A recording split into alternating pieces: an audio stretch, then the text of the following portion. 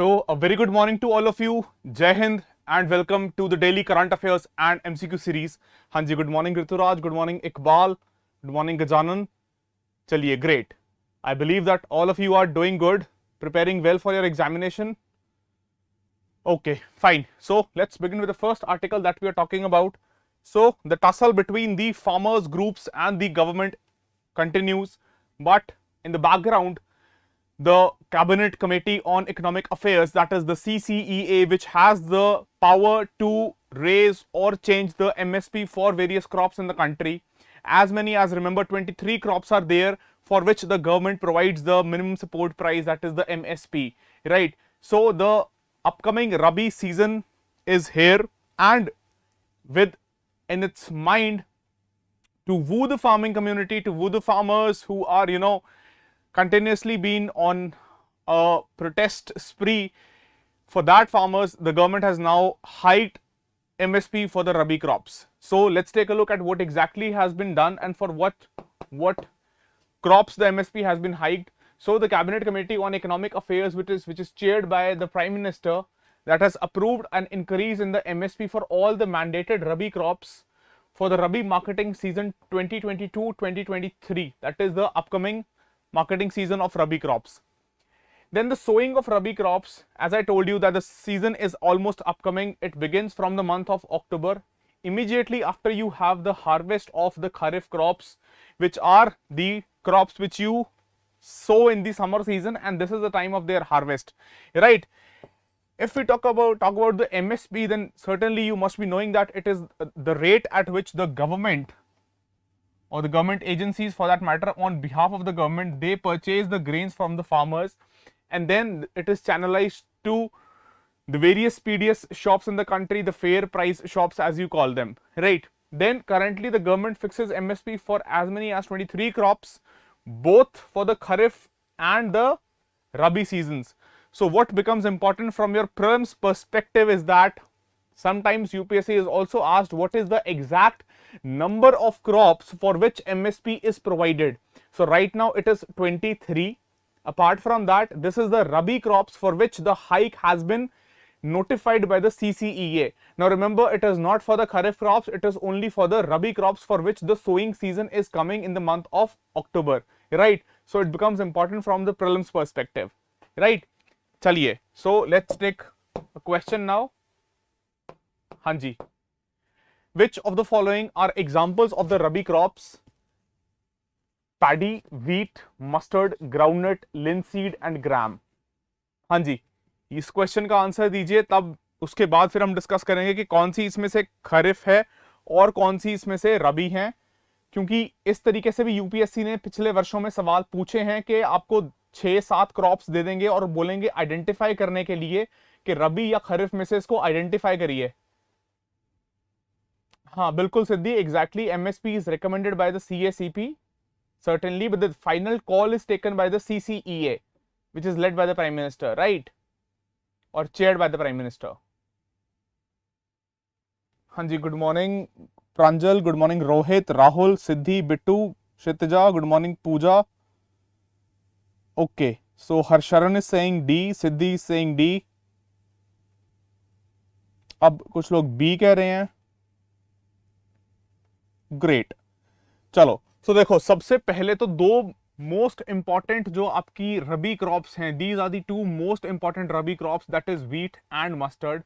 And wheat के लिए it is 2% hike this time.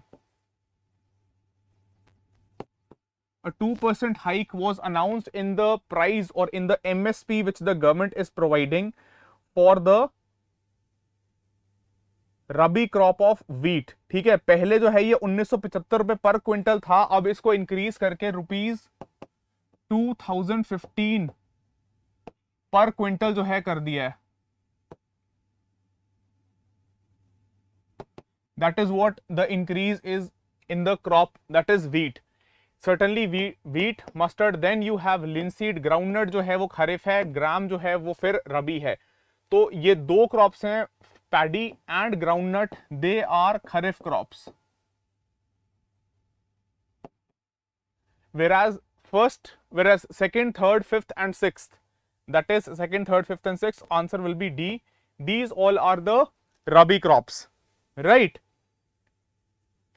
चलिए, great. Yes, groundnut is certainly kharif. बिल्कुल, Joy सही कह रहे हो.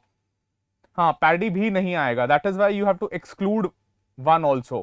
तो पैडी से आप एलिमिनेट डायरेक्टली सी भी कर सकते हो और उसके बाद ग्राउंडनट से जो है आप बी एलिमिनेट कर सकते थे यहां पे. ठीक है, चलो, great. So moving to the next article. हाँ जी. Apart from this, also the union government has notified or brought into its ambit or brought into the ambit of the production linked incentive scheme in the domain of Indian economy. We have been discussing the PLI scheme, which was earlier also expanded to include within its scope or ambit many of the sectors, multiple sectors, and now it is the textiles for which PLI has been expanded or broadened, right? So let's take a look at, we'll take a couple of questions also.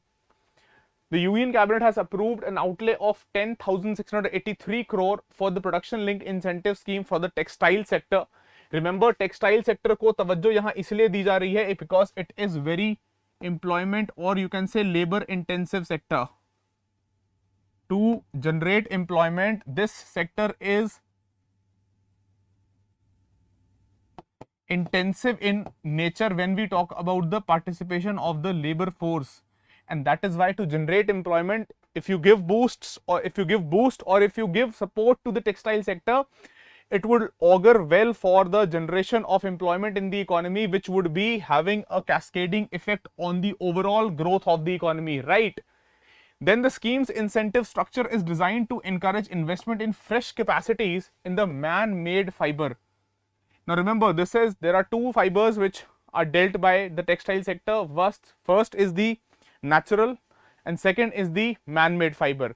ठीक है, तो man-made fiber Apple की जो demand है दुनिया में वो ज्यादा है और इसी वजह से सरकार ने यहाँ पे कहा है कि एमएमएफ को बूस्ट देना जो है या एमएमएफ के तर्ज पे अगर हम बढ़ोतरी करते हैं अपने प्रोडक्शन में, then it will be good for the exports as well, right? So man-made fiber apparel, MMF fabrics and 10 segments of products including technical textiles. This all have been included for the PLI scheme. Then the government expects the scheme to help attract fresh investments of more than 19,000 crore, not a small amount, and create 7.5 lakh direct jobs. अब देखो direct jobs का मतलब है कि certainly आपका अगर 7.5 लोगों को आप डायरेक्ट जॉब प्रोवाइड कर रहे हो, डायरेक्ट एम्प्लॉयमेंट प्रोवाइड कर रहे हो, तो उससे 7.5 lakh families are going to get impacted because somewhere they are going to have some amount of money in their pocket. और उनके पॉकेट में अगर मनी आएगी then certainly they are going to either spend it in the economy और they are going to invest it. अगर save करेंगे तो कहीं ना कहीं बैंक में या किसी और इंस्ट्रूमेंट में इन्वेस्ट करेंगे, या फिर अगर स्पेंड भी करेंगे, खर्च भी करेंगे, then also they will create demand in the market, right? तो ओवरऑल जो है इसका कैस्केडिंग इफेक्ट या कह लो ओवरऑल जो रिपल इफेक्ट है वो अच्छा ही देखने को मिलेगा, राइट? चलो, let's take a couple of questions to broaden the understanding here. हाँ जी. Which of the following statements is or are correct regarding India's textile sector? First, at present around 2/3 of India's textile exports are cotton based. And second, currently about 60% of the world trade in textiles and apparel is MMF based and technical textiles, that is man-made fiber. If somebody has a doubt here, then this is simply man-made fiber.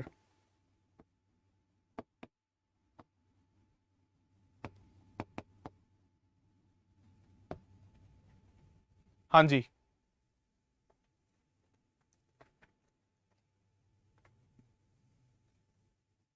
सभी लोगों से आपसे अनुरोध है, please अपने answers लिख दीजिए.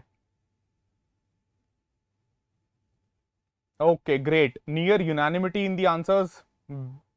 Certainly you have read the article, it means. Great, great.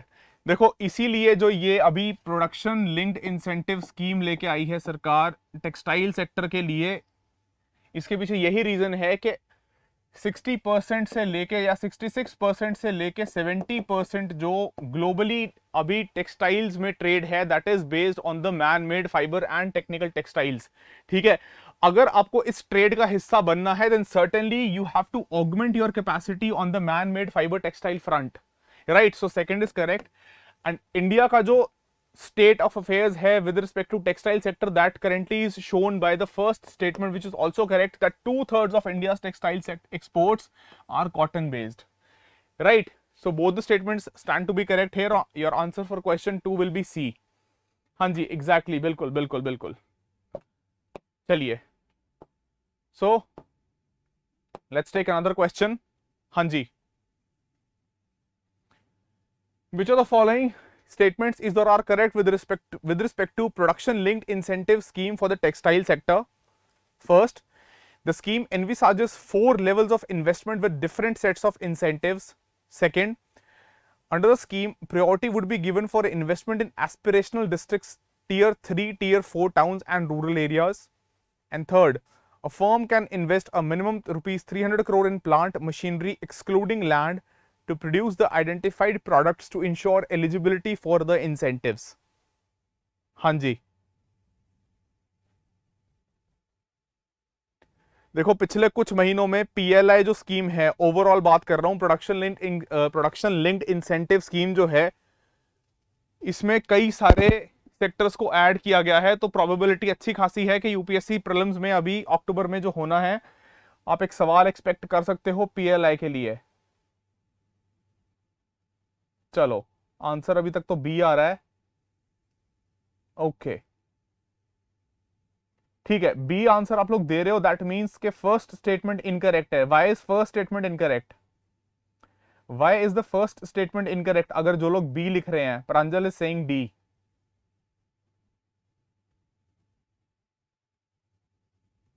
हाँ जी, you almost all of you are typing B as the answer. I want to know why is statement 1 incorrect?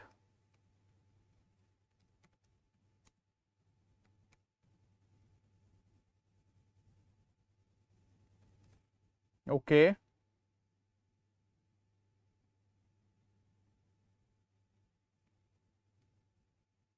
चलो ठीक है, discuss करते हैं. देखो यहां पे पहली स्टेटमेंट जो है उसमें 4 लेवल्स की जगह अगर 2 लेवल्स होता,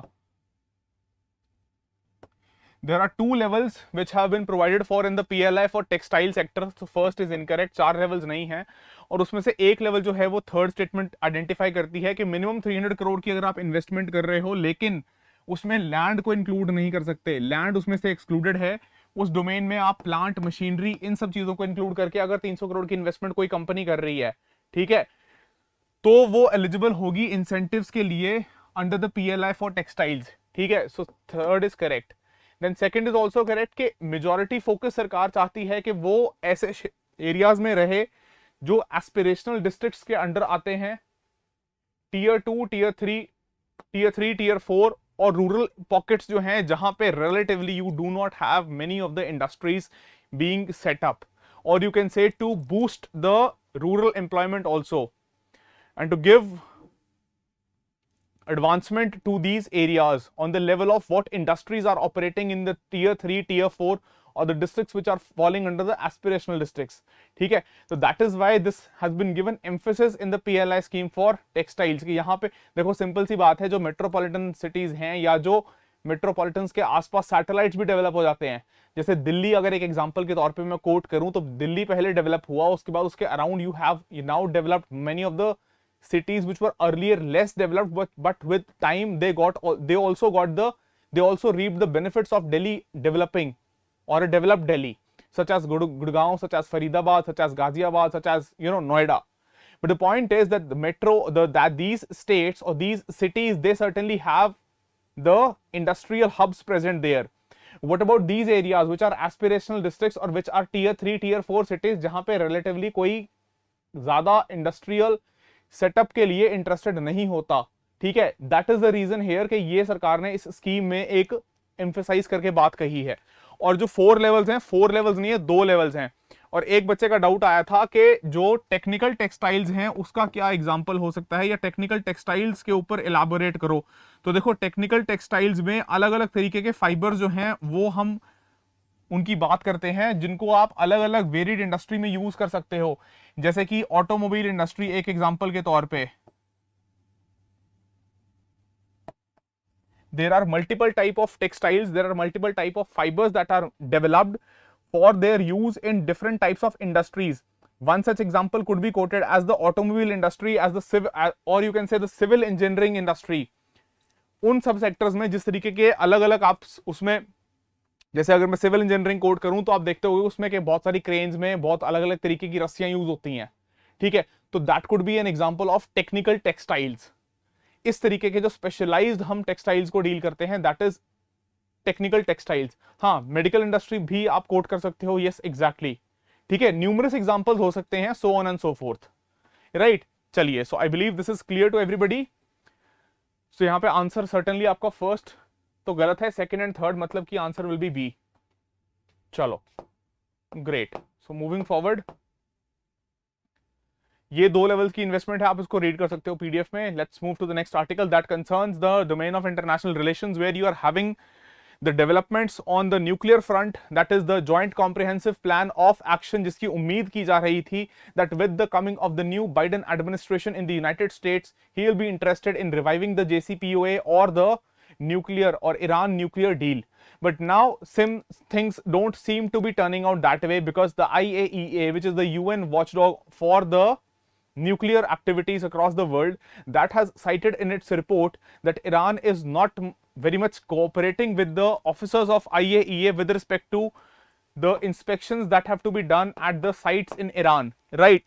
And on the other hand, now you have an even more hardliner president in the name of Ibrahim Raisi, who is the current president of Iran.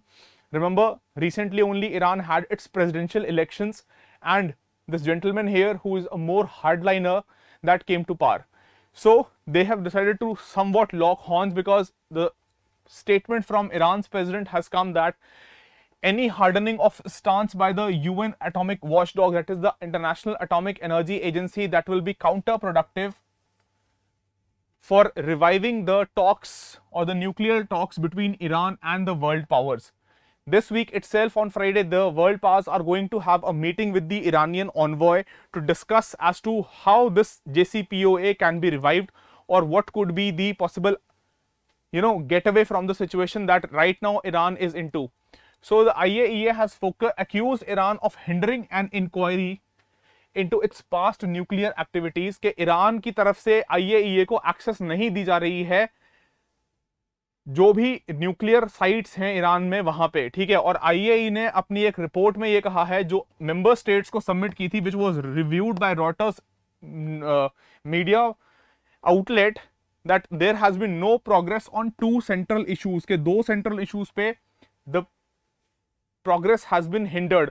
और वो 2 issues क्या हैं आपके सामने यहाँ पे, explaining uranium traces found at several old undeclared sites, पहली चीज, और दूसरी getting urgent access which has been blocked by Iran to monitor equipment so that IAEA can continue to keep track of parts of Iran's nuclear program, ठीक है। तो इन 2 fronts पे specially IAEA ने अपनी रिपोर्ट में ये कहा है कि ईरान की तरफ से एटीट्यूड जो है वो नॉन कोऑपरेटिव है, right. And apart from that, you have France, Britain, Germany and the United States which are meeting in Paris with the Iranian envoy to discuss the matter further. तो इस चीज पे depend करेगा किस तरीके से situation आगे अनफोल्ड होगी, और क्या जेसीपीओए को रिवाइव एक्चुअल में किया जाएगा, या यूएस वापस ज्वाइन कर लेगा जेसीपीओए को। देखो, इंडिया के साथ भी इंटरेस्ट जुड़े हुए हैं जेसीपीओए के रिवाइवल के। Remember, the oil imports one of the most important aspects to India Iran relationship. बहुत सारे सिक्योरिटी और स्ट्रेटेजिक इंटरेस्ट भी हैं, पर एक जो बिल्कुल स्ट्रेट अवे या डायरेक्ट कह लो बहुत इमीडिएट फ्यूचर में या बहुत इमीडिएटली लिंक्ड इंटरेस्ट है, that is certainly the oil imports, right. चलिए, so let's take a question. Yes, which of the following statements is or are correct with respect to the International Atomic Energy Agency? Yes, the IAEA was created in 1957 in response to the deep fears and expectations generated by the discoveries and diverse use of nuclear technology. Second, the 2005 Nobel Peace Prize was backed by the IAEA for its work to ensure a safe and peaceful world. And third, it has its headquarters located in Geneva. हाँ जी, clear है अभी तक? Please type your answers.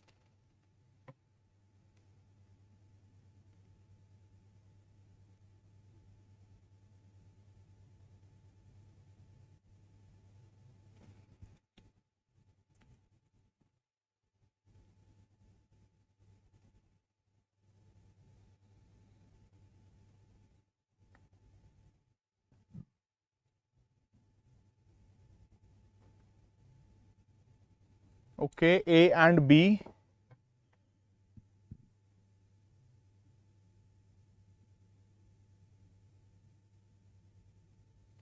ठीक है, ए और B answers आ रहे हैं, mostly सभी लोगों के सही हैं अपने अपने तरीके से, पर ऑब्वियसली आंसर तो एक ही हो सकता है।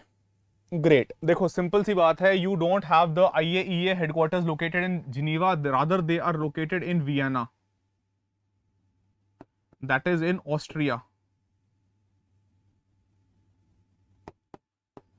And hence third statement is incorrect. So पूछा क्या था आपसे, इनकरेक्ट स्टेटमेंट, अगर थर्ड इनकरेक्ट है मतलब थर्ड आंसर में होनी ही चाहिए, तो आपका बी और सी तो आउटराइटली एलिमिनेट हो गया।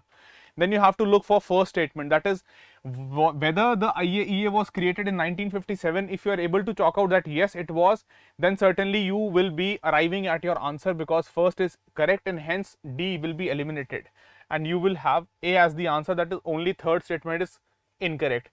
और 2005 का नोबेल पीस प्राइज जो है वो IAEA को दिया गया था for its contribution for the safe use of nuclear energy and promoting peace in the global affairs. ठीक है, चलो ग्रेट, देखो सिंपल सी बात है, you are having your prelims in the first week of October. Simple सी बात है, एक बेसिक चीज जो मैं बहुत बार कहता हूं, I just reiterate here, please for heaven's sake, जब भी क्वेश्चन अटेम्प्ट कर रहे हो उससे पहले एक बार ऊपर देख लो, मार्क कर लो, सर्कल कर लो पेंसिल से या पेन से कि करेक्ट पूछ रहा है क्वेश्चन, इनकरेक्ट पूछ रहा है या क्या पूछ रहा है। अगर ऐसी सिली मिस्टेक्स करोगे then you know that certainly you'll end up coming out of the examination hall very jubilant that yes you have marked multiple questions and you will be very easily clearing for, you'll be writing mains, but eventually you'll end up marking some of the questions which might make a difference. ठीक है, this seriously can cause serious damage to your ultimate presence in that list. ठीक है, चलो, so question 4 answer is A to the last question for day, for the day. Yes, which of the following countries are a part of the golden crescent? Afghanistan, Iran, Pakistan, Iraq, Saudi Arabia. हाँ जी, अब ये golden crescent क्यों है news में? अफगानिस्तान में तालिबान का rule और तालिबान को चाहिए पैसा। तालिबान को पैसा कहां से मिलेगा? सर्टेनली पाकिस्तान और चाइना सपोर्ट करेंगे, लेकिन ओपीएम ट्रेड से, ड्रग्स के ट्रेड से तालिबान जो है certainly it will try and boost it finances or up its finances, and that is why Golden Crescent and the Golden Triangle they become important from our exam perspective. ठीक है, Aftab Aslam, in UPSC bold letters में लिखा तो होगा, लेकिन अगर आप ध्यान नहीं दोगे तो बोल्ड लेटर्स भी दिखेंगे नहीं।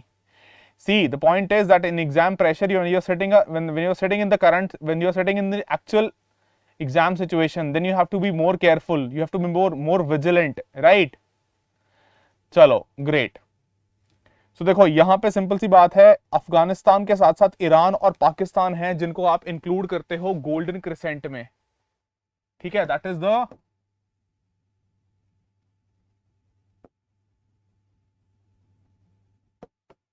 and that is इराक और सऊदी बाहर, तो मतलब 1 2 3 simply you have C as the answer. और ये इंपॉर्टेंट क्यों हो गया, मैंने ऑलरेडी बता दिया आपको कि अफगानिस्तान में जो करंट सिचुएशन है उसकी वजह से बहुत आशंका है इस वक्त, there is a great worry that the opium trade that will get increased, the opium trade, the heroin trade and all those things, the hash trade, they are having great prospects of getting increased because of the coming of the Taliban to power. And you have all these countries as a part of it, and this is a global site for opium production and its distribution. और ये exactly कहां पे affect करता है India और Indian interest को? जो भी पाकिस्तान से बॉर्डर करते हुए स्टेट्स हैं, they are directly linked to the trade from Afghanistan of these drug items, that is the states of Jammu and Kashmir, Punjab, Rajasthan and Gujarat. They all are directly affected due to their proximity with the Pakistan border. ठीक है, and Pakistan certainly जो है इसमें एक complicit role play करता है in supply chains को oil करने में और इनको रन करने में। यस एग्जैक्टली, हाँ, लाओस, थाईलैंड, म्यांमार, जब हम गोल्डन ट्रायंगल की बात करते हैं तो बिल्कुल बिल्कुल बिल्कुल। ठीक है, चलो, so let's quickly take a look at the map. There's a doubt also in question 4. I'll address that. So here you can see this is the golden crescent here. Okay, where this trade takes place. And certainly you have Iran, you have Afghanistan and you have Pakistan here. और ये सारे जो हैं इस तरीके से यहाँ पे इन सारे इंडियन एरियाज में जो विसिनिटी में पड़ते हैं वो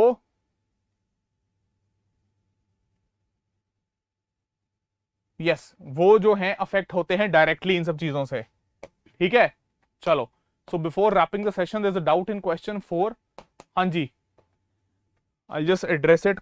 Rohit Bhardwaj, first and second statement. Question 4 first and second statement में एक्सप्लेन करने वाला कुछ भी नहीं है. देखो 1957 में बात कर रहे हैं आईएए के क्रिएशन की कि ये एस्टैब्लिश कब हुई थी बॉडी. ठीक है, तो 1957 में एस्टैब्लिश हुई थी. 2005 का नोबेल पीस प्राइज जो है वो किसको मिला था? आईएए को मिला था. Simple Rohit, I believe that is clear. चलो ठीक है. So with that we have come to the end of this session for today. Yes, so I believe you certainly gained something out of it, and if you did gain, then please hit that like button, and I'll see you tomorrow. Until then, stay safe and study well. Bye bye and take care.